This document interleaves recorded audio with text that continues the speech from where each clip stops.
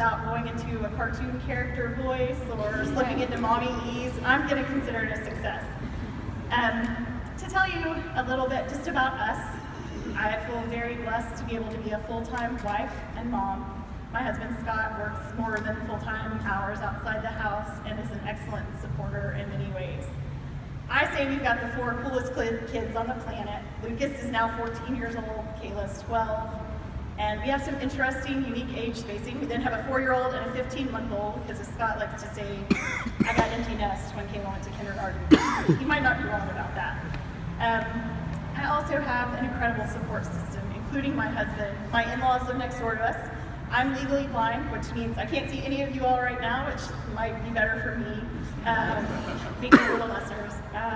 It also means that I can't drive to any of the million appointments we go to or take my kids to school or anything like that. I can't have my iPad for notes because I couldn't read anything that I had up here besides that right now. So I'm so grateful that my in-laws live next door and help us. I'm so thankful to Dr. Kaufman. He's a part of that group, our church family, and just a host of other teachers and specialists that have worked with my family for over a decade. These people are my greatest encouragers. They're my first line of defense. They're the people who help keep my crazy in check, like when I start to Google an illness or something that I shouldn't be doing. Lucas, I think his official diagnosis was pervasive developmental delay. He falls somewhere on around near the autism spectrum.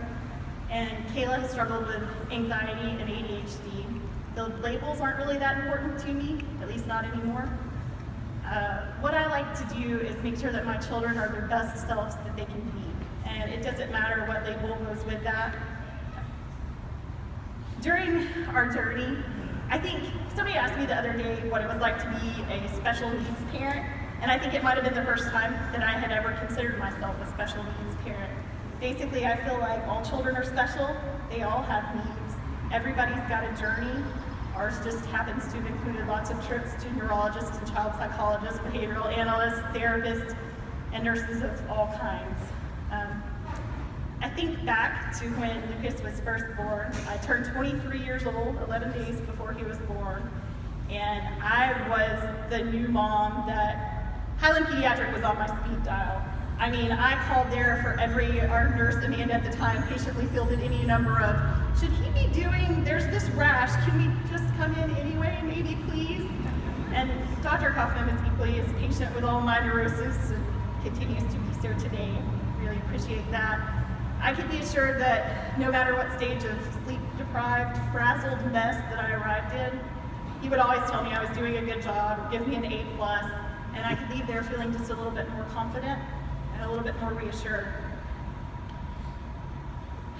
I still feel like 15 years later that if I bring a snotty, fussy baby into Dr. Kaufman, that he's never going to make me feel inferior or lesser. He's not going to be patronizing. He trusts me as a mom to know what's best for my children. He's going to guide me and direct me along the way. And there have been a lot of people like Dr. Kaufman that we've had the pleasure of working with. And then there's been the others. I'll talk a little bit about the others during this speech.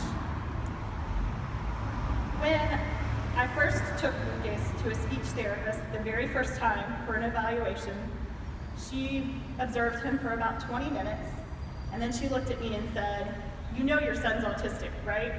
You know he won't ever be able to talk to you or call you mom or tell you that he loves you. I just want you to be prepared." I sat there at 24 years old with a screaming 2-year-old and 8 months pregnant with my second child, not knowing what to think. I was scared, I was confused. I left there and I went home and cried and prayed. My husband actually likes to tease me about this because a lot of my prayers were like, please let this boy be able to talk and tell me that he loves me, and please let my baby be able to talk. I won't ever complain. My 12-year-old has talked since she was born, and I'm thankful to constantly be tested about the not complaining part. Then we also saw a geneticist a few months later who said, "You know your son won't ever be able to show you affection, right? I just want you to be prepared." Fast forward about a dozen more evaluations, and about a year later, Lucas was in an integrated classroom for kids with special needs and typical peers. His teacher pulled me out in the hallway one day, and she said, "I just want you to know that Lucas won't ever be able to be in a normal classroom. I just wanted to prepare you. I didn't know any of these things, and at that time I beat myself up a lot about the not knowing. I was supposed to be the expert on my children, the person who knew everything about them, and I didn't know any of this stuff. Now, I realize that I didn't know that because none of it was true. Lucas has been a straight A student in a typical classroom since kindergarten. He tells me he loves me and he gives me hugs almost every day. I wish instead that these well-intentioned individuals had said, this is the path we might be on. Let's see what we can do to help and support you. At the time, and I think it's still the same today, but this has been a while, the Tennessee had great services, early intervention services for children under 3 years old. And the problem with Lucas was by the time we evaluated and got all the documentation together, he was almost 3, at which point his care would be handed over to the school system.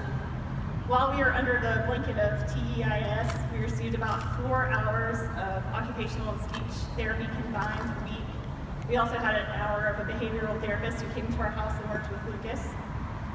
When he turned 3, we had to look for a preschool in Hamilton County that had a spot open for a special needs child. And in our case, it was very important that that be an integrated classroom, one that had typical peers and special needs children. At the time, I think there were 2 such programs in Hamilton County, and one of them had a waiting list so long, I think Lucas might still be on it somewhere. We wrote letters, and we called people, and we had the people that worked with Lucas write letters, and about 2 months before his 4th birthday, he got into a program, and we were very excited about that. I remember still having a ton of anxiety. I still would go home and cry a lot at night, and be frustrated, and I remember Scott saying to me, one of the most powerful things he could say, he was very matter of fact, and he said, he's still Lucas. He's still Lucas almost became my motto. It was something that I had almost forgotten, getting so bogged down in the labels and that he won't be able to's. And once I remembered that he was still Lucas and that everything we had planned for him could still be possible, I decided that I wouldn't allow anyone to minimize my children's abilities anymore or put a cap on their potentials. A lot of times I felt like we almost stopped things before we began.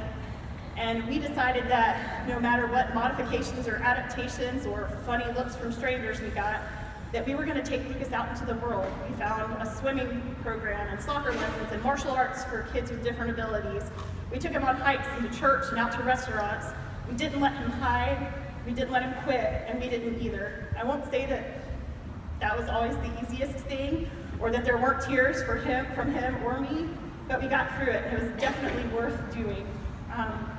When he started the preschool program, they shortened that. There was an IEP meeting, which was all new to me. I had to learn about IEPs and read everything I could. I also had to become even more of an expert on Lucas.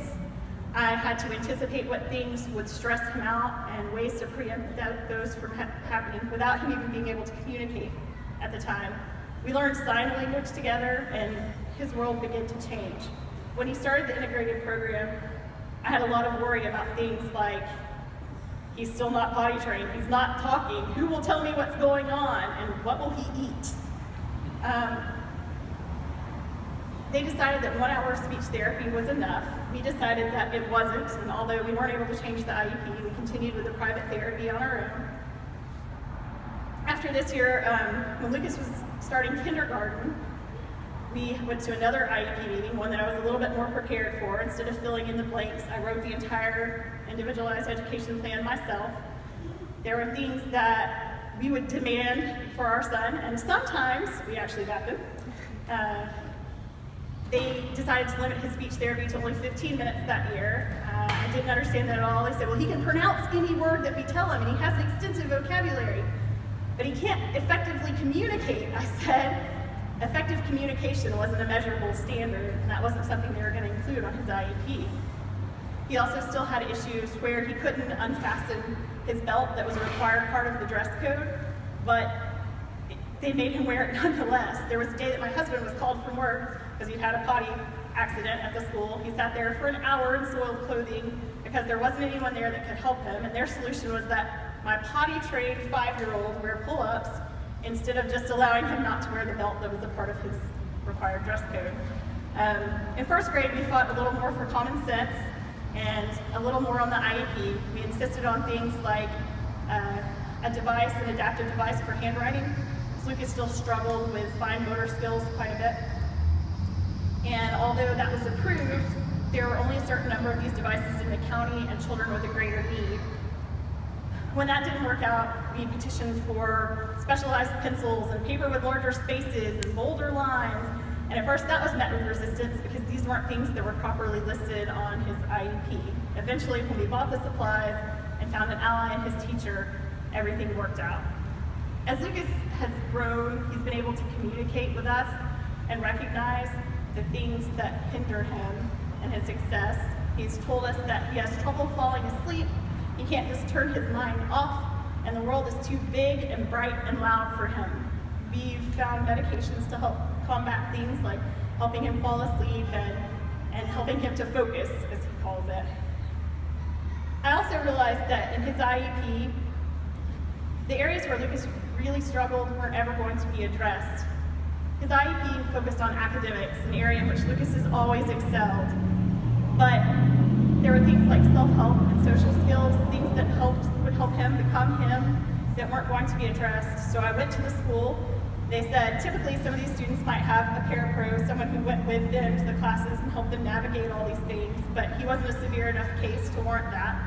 So I went. I watched as Lucas sat by himself at lunch and played by himself on the playground while other kids laughed and played with their friends. I sat at the table with them. I learned common interests of his friends, and I helped him. I coached him on what to say, and he made friends. I went to the playground, and we played with him, and for us, it was just always important that Lucas participate, that he live up to his potential, and again, that we just not hide him or not let him quit. I would say at this point, Lucas isn't ever going to be the most social person around. He still likes to decompress, he likes his alone time, but he's an extremely happy, healthy, functional, if there is such a thing for 14-year-old boys, 14-year-old boy. And our daughters have thrown in a few challenges along the way themselves. Kayla struggles with some fairly debilitating anxiety sometimes. We've had concussions and broken bones, and our youngest had to stay in the hospital with RSV a year ago. Through all this, what comforts me is that I know these children are the children they were supposed to be. The path that they're on is the path that was always the path intended for them. I'm just there to help them and guide them and love them and encourage them. My main goal is to see that they become happy, healthy, productive members of society, and to help them weed out the things that prohibit them from doing so and help them bolster the things that promote that. And if I could just ask one thing of everybody, it would be that when you see these young, frazzled, sleep-deprived, crazy mamas with 1 or 2 children hanging off of them and screaming, just give them a smile or some encouragement and tell them they're doing a good job, because I promise they're doing their best. Thank you all so much for the opportunity.